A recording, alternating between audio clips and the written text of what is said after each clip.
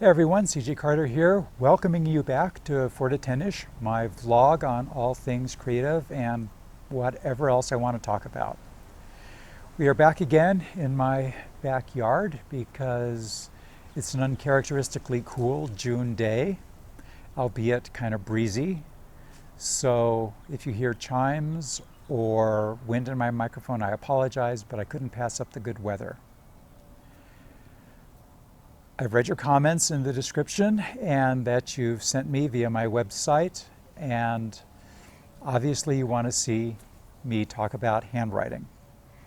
And as soon as I figure out how to do that in a vlog format, I'm going to be doing that. I've got an angry hummingbird over here that's just chirping at me. In the meantime, for this edition, I am going to be talking about me. For a few reasons. One is to give a little bit of context about things that I've done that apply to this channel. Also to provide a link for me to point people to when they ask these questions, which they do quite a lot. I am a native New Mexican. I was born in a town called Truth or Consequences. It was named after a game show. So that kind of explains a lot right there. I've lived from coast to coast of the United States and places in between. I spent time in Southern California in the LA area. I've lived in DC. I've been up and down the East Coast, across the country several times. So that kind of informed some of my worldview.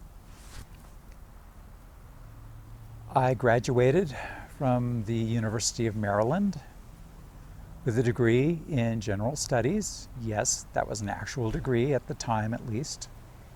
My concentrations were in computer science, psychology, English, and sports. Not sports participation, but things like sports contracts, psychology, physical training, things like that.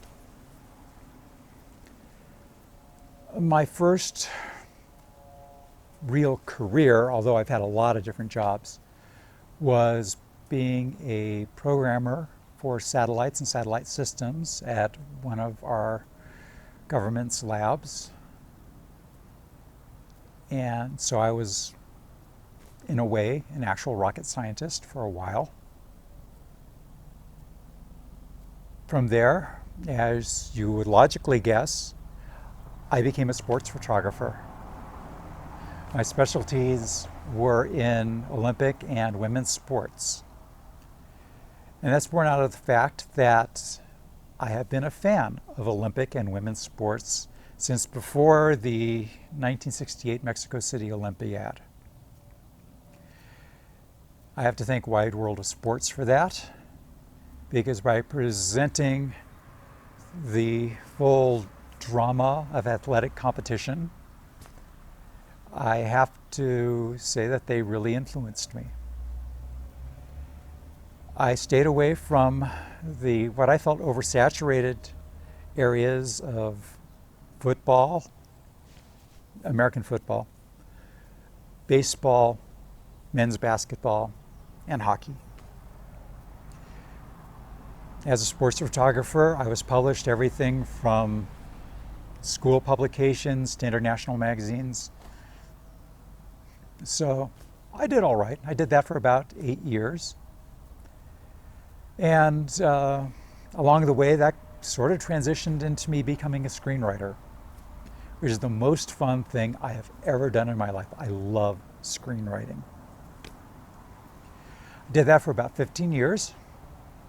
If you search IMDb, you aren't going to find me for a variety of reasons. Some of it is that I never got into a negotiated credit, and that's a whole union thing, and also a lot of NDAs. But I made money, so I'm not complaining. The reason I'm not still doing it is that I kind of aged out a little bit. So sometime in the next year, I'm going to become 60. Hopefully somebody will tell me when that happens. And also because since I moved to New Mexico, I'm kind of locationally challenged. And unless you happen to live in Southern California, being a screenwriter isn't the easiest thing to do. They really want you to live there. At least they did when I was plying that trade. I have kind of tried to transition to being a bit of an author. I've written a few novels, but like I like to say, as an author, I make a really good screenwriter.